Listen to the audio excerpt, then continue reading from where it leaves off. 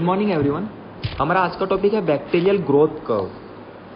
ठीक है, तो बैक्टीरियल अपनी ग्रोथ के दौरान अलग अलग फेसिस से होकर गुजरता है। ठीक है, तो इसमें क्या किया है कि हमने एक कर्व बनाया है जिसमें एक्स एक्सिस पे हम टाइम को रखेंगे, वाई एक्सिस में हम नंबर ऑफ सेल्स को रखेंगे और फिर उसकी चारों जो फेसिस होती है जैसे कि lag phase, log phase, stationary phase और डिक्लाइन फेस, इनको स्टडी करेंगे कि इसमें किस किस फेज से होकर बैक्टीरिया गुजरता है और उसमें उसके मल्टीप्लिकेशन पे क्या इफेक्ट पड़ता है। तो आज का topic bacterial growth curve start करते हैं। तो मैंने जैसा बोला कि इसके 4 फेज होते हैं। First one is log phase, second one is log phase और exponential phase, third one is stationary phase, fourth one is decline phase और डेथ फेज। तो फर्स्ट आता है लेग फेज। फर्स्ट आता है कौन सा? Lag phase. इस फेज के बारे में सुनना। इसमें क्या होगा, बैक्टीरिया एनवायरनमेंट के अंदर खुद को अडेप्ट करता है। ठीक है, कि वो कैसे ग्रोथ करे। तो वो उस एनवायरनमेंट में अडेप्ट करने के लिए फर्दर एंजाइम सीक्रेट करता है, वो सारे मॉलिक्यूल्स जो उसको नीड है सेल डिवीजन के लिए। ठीक है, और खुद को प्रिपेयर करता है रिप्रोडक्शन के लिए।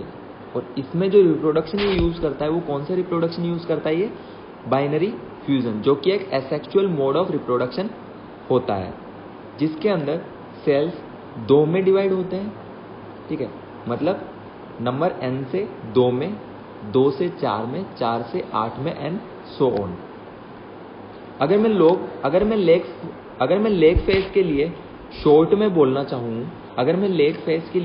बोलना चाहूँ, तो इसके अंदर रिप्रोडक्शन स्टार्ट होता है with the first number of sales.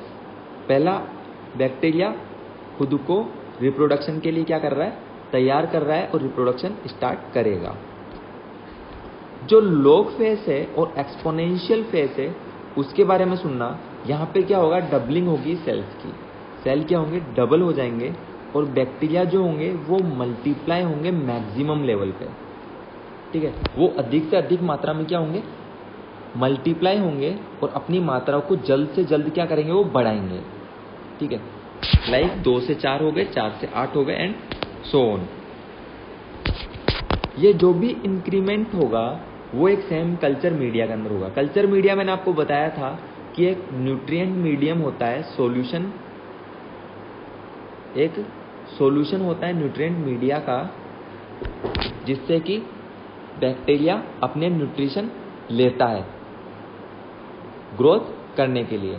ठीक है, तो वो सेम मीडिया के अंदर अभी भी रखा हुआ है, उसमें कोई भी फ्रेश मीडिया हमने ऐड नहीं किया है। ठीक है, तो इसने क्या किया? मल्टीप्लाई करके अपना जो नंबर था उसको खूब बढ़ा लिया। इसी वजह से इस फेज को हमने क्या बोला है? Exponential phase. ये फेज क्या होता है? लिमिटेड होता है। ये फेज जो होता है वो लिमिटेड होता है। क्यों? क्योंकि इसमें क्या होता है? वेस्टेज ऑफ न्यूट्रिएंट हो रहा है। क्योंकि क्या हुआ कि बैक्टीरिया का जो नंबर है वो बहुत जल्दी से बढ़ा। ठीक है, और मैंने क्या बोला है कि कल्चर मीडिया जो है वो सेम एज इट इज है, उसमें हमने कोई भी फ्रेश मीडिया ऐड नहीं किया है। तो साहब उनके पास जो ग्रोथ करने के लिए जो मीडिया था वो क्या हो जाएगा? लिमिटेड हो जाएगा। इस वजह से उनकी जो ग्रोथ रहेगी वो जितनी एक्सपोनेंशियली बढ़ सकती थी उतनी बढ़ेगी। ठीक है, उसके आगे क्या होगा वो हम नेक्स्ट फेज के अंदर पढ़ेंगे। तो अगर मैं इसको शॉर्ट में बोलूँ एक्सपोनेंशियल फेज को, तो सुनना, रिप्रोडक्शन जो होगा वो पीक लेवल पे होगा, यानी कि बैक्टीरियल पॉपुलेशन का क्या होगा? एक्सप्लोजन होगा। तो अब अगर मैं आपको यहाँ से बताना चाहूँ वापस स्टार्टिंग से, तो फर्स्ट आता है लेग फेज। इसके अंदर ये एक बैक्टीरिया है। ठीक है, ये सोचता है मैं कहाँ हूँ, वेयर आई एम। ये खुद को अडेप्ट करता है इस एनवायरनमेंट में और खुद को उस लेवल पे पहुंचाता है कि मैं ग्रोथ कर सकूं, मैं मल्टीप्लाई कर सकूं। ठीक है, उसके बाद में आता है एक्सपोनेंशियल फेज और लॉग फेज, जिसके अंदर बैक्टीरिया बहुत जल्दी से बढ़ते हैं। ठीक है, जैसे ही एनवायरनमेंट इनको सूट कर जाता है, ये बैक्टीरिया बोलता है वो आई विल ग्रो, और ये बहुत सडनली मल्टीप्लाई होकर ग्रो करते हैं।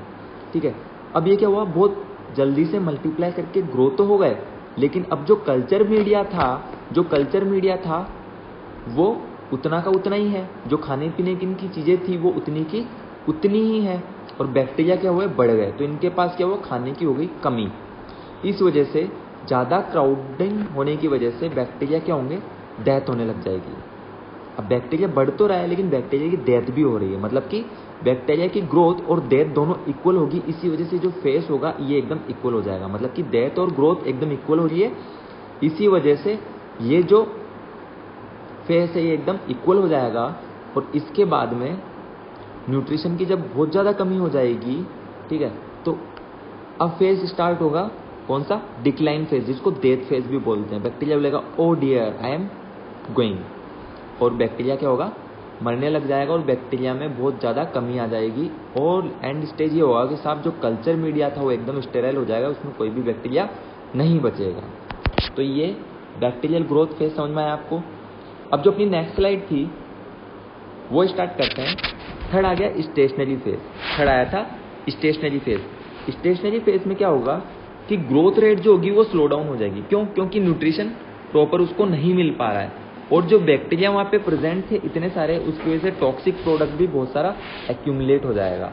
तो उसकी वजह से क्या होगा, बैक्टीरियल सेल्स जो बहुत ज़्यादा बढ़ गए थे वो मरने लग जाएंगे, और जो न्यू बैक्टीरिया की ग्रोथ होगी वो इतनी ज़्यादा नहीं होगी। मतलब कि एक तरह से ये मान लो कि ग्रोथ रेट और डेथ रेट एकदम इक्वल हो जाएगी। तो अगर मैं शॉर्ट में बोलूँ थर्ड स्टेशनरी फेज के बारे में, तो सुनना, इसमें ग्रोथ रेट और डेथ रेट सेम हो जाती है, इक्वल हो जाती है, ठीक है।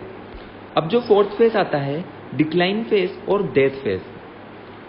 डिक्लाइन फेज और डेथ फेज, इसके अंदर सुनना, इसके अंदर क्या होगा कि डेथ बहुत ज़्यादा बढ़ जाती है देन दी रिप्रोडक्शन, मतलब कि जितनी ग्रोथ नहीं हो पा रही है उससे ज़्यादा क्या होगा, डेथ होगी, ठीक है। तो सेल का जो नंबर है वो क्या हो जाएगा, कम हो जाएगा, ठीक है। बैक्टीरियल मटेरियल खत्म हो जाएगा, और जो कल्चर है वो बिकम स्टेराइल, मतलब कि वो क्या हो जाएगा, स्टेराइल हो जाएगा। अगर मैं जो अपना लास्ट फेज था डिक्लाइन फेज और डेथ फेज उसके बारे में बोलूँ, तो इसके अंदर क्या होगा, डेथ रेट ज़्यादा होती है in comparison to the reproduction. तो ये तो बात हुई किसकी, बैक्टीरियल ग्रोथ कर्व की। अब एक होता है generation time of bacteria. Generation time of bacteria के बारे में सुनना, देखो मैंने बोला था कि जो सेल ग्रोथ करता है, ठीक है, और रिप्रोडक्शन करता है, मल्टीप्लाई करता है, वो होता है एक एसेक्सुअल मोड ऑफ रिप्रोडक्शन के द्वारा, ठीक है, जो कि होता है बाइनरी फ्यूजन। इसमें ये 2 से 4 में, 4 से 8 में एंड सो ऑन मल्टीप्लाई होता जाता है, मतलब कि अपनी संख्या को ये क्या करता है, जस्ट ऑन डबल करता रहता है ना। तो ये जो प्रोसेस था बाइनरी फ्यूजन, इसमें बाइनरी का मतलब होता है 2 और फ्यूजन का मतलब होता है ब्रेक डाउन।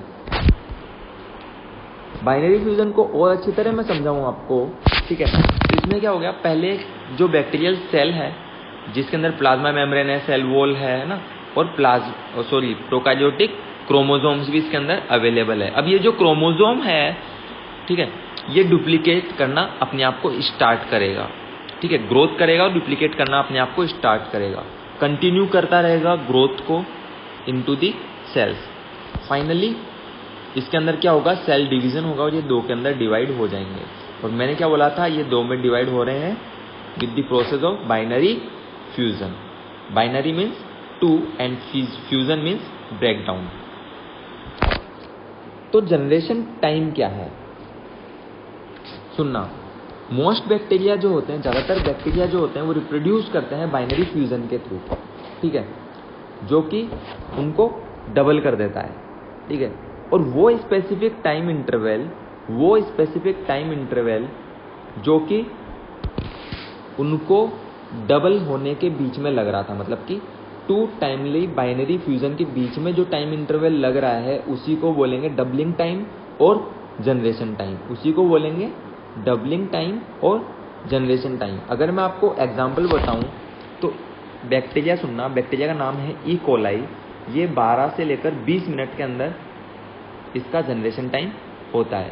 एक इम्पॉर्टेंट बात और सुनना जनरेशन टाइम के लिए, ये हमेशा मिनट्स के अंदर होता है, ये कभी भी आवर्स के अंदर नहीं होता। जनरली आप बोल सकते हो कि भाई ये 932 मिनट जो मैंने लिख रखे हैं इसको आप आवर्स में कन्वर्ट करके लिख सकते हो, लेकिन हमेशा इसको प्रेजेंट कैसे करते हैं, मिनट्स के अंदर करते हैं। तो ई कोलाई का जो जनरेशन टाइम है वो 20 मिनट्स होता है।